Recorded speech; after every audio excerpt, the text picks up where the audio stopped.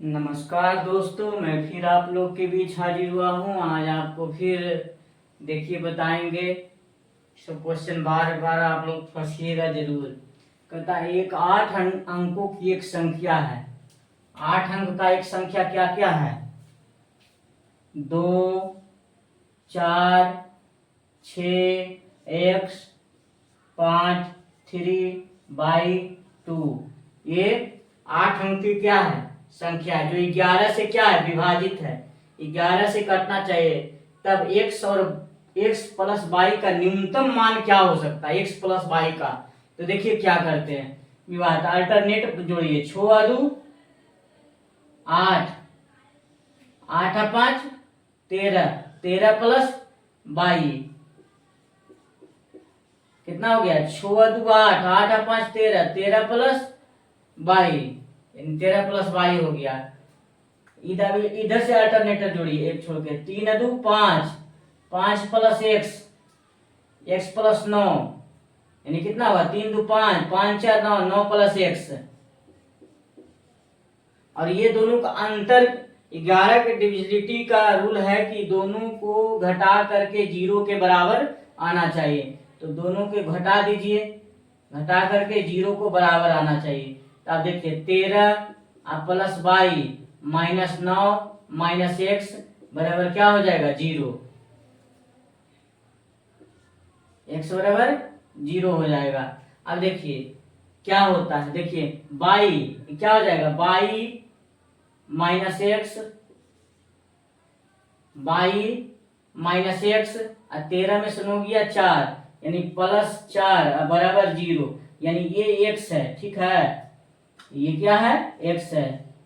अब देखिए कहता है अब एक्स और बाई का ऐसा मान रखिए कि 0 आ जाना चाहिए। तो बताइए हम एक्स का क्या मान रख देते हैं? एक्स का क्या मान रख देते हैं? अगर बाई का मान हम क्या रख देते हैं? 4, और एक्स का मान रख देते हैं 0, तो देखिए तो 0 के बराबर आता है कि नहीं? बाई का मान 4, तो 4 माइनस एक्स का मान 0 अब प्लस 4, 0 आना चाहिए। देखिए 4 से 4 क्या हो गया? खत्म। 0 से तो कोई वैल्यू नहीं, प्लस में 4 आई, ये तो 4 4 8 हो गया। 4 4 8 हो गया ना जी। इसका मतलब उल्टी हमको रखना पड़ेगा, यानी कहने का मतलब एक्स का मान हमको 4 रखना पड़ेगा, बाई का मान क्या रखना पड़ेगा? 0 रखना पड़ेगा। यानी एक्स का मान 4 रखिए, बाई एक्स का मान 4, बाई का मान 0, तो बाई का मान 0 माइनस 4 प्लस 4 बराबर देखिए 0 आ जाता है। 4 में से 4 घट गया 0, और 0 में से 0 गया 0। देखिए प्लस 4 माइनस 4 दोनों कट गया, यानी 0 0 बराबर 0, यानी एक्स प्लस वाई का मिनिमम मान क्या हो सकता है? 4 प्लस 0, यानी कितना हो जाएगा? 4। दोनों को जोड़ दीजिए, 4 प्लस 0 4। ठीक है। अब देखिए कहता है एक चुनाव में कुल वैध वोटों का 73% वोट पाने वाला उम्मीदवार 1446 वोटों के बहुमत से चुना जाता है। यदि 20% वोट अवैध है तो डाले गए वोटों की कुल संख्या बताइए। मान लेते हैं डाले गए कुल वोट की संख्या कितना है? x। डाले गए कुल वोट की संख्या x। मान लिए कि डाले गए कुल वोटों की संख्या x। ठीक है, डाले गए कुल वोट की संख्या x। अब क्या कहता है? 20% वोट अवैध हो गया। तो बताइए अगर 20% वोट अवैध हो गया, 20% क्या हो जाएगा? अवैध हो गया, तो बताइए 80% वैध रहा होगा। वैध कितना रहा होगा? एक्स का 80% ही वैध रहा होगा, 80/100।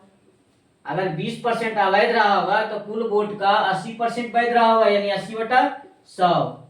अब देखिए क्या कहता है, एक को 73% वोट मिला, एक को 73% वोट मिला जीतने वाले को, तो हारने वाले को कितना मिला होगा? वैध वोट का कितना परसेंट मिला होगा? 27। तब देखिए 100% हो जाएगा ना। 7 3 10, 7 2 1 10। हारने वाले को कितना मिला होगा? इतना मिला होगा। तो जीत और हार का फैसला कितना से हुआ?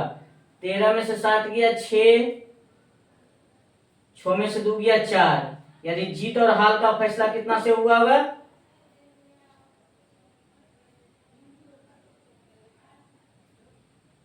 46 से।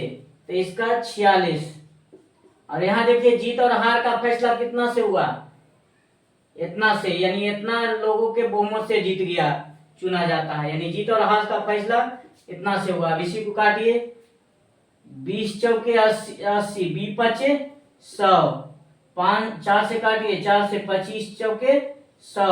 अभी देखिए 46 से कट जाएगा, 46 से भागा दीजिए, 1 4 2 6 में 46, तिया छोटी 18 के 8, बाकी 1 4 तिया 12 1 13, 12 में 60 गया, 4 6 46 एकम 46, यानी कई बार में कट गया, 31 बार में कट जाएगा। अब देखिए 25 पचे 125, अब गुना क्या हो जाएगा 31। लास्ट इकाई अंक देखिए 5 गुना 1 5, 5 देखिए इसमें है, इसमें है, ये दोनों नहीं है, ये दोनों तो कट गया ये लास्ट इकाई अंक। अब दूसरा करना है तो 125 गुना 31 कर दीजिए, 5 5 2 5 या 15, यानी 5 के बाद क्या आ जाएगा 7, 5 के बाद क्या आ जाएगा 7, 5 के बाद 7 कहाँ है, यहाँ पर है, ऑप्शन नंबर क्या हो जाएगा डी सही होगा। अगर मेरा वीडियो अच्छा लगा हो तो लाइक और सब्सक्राइब करें और शेयर भी करें।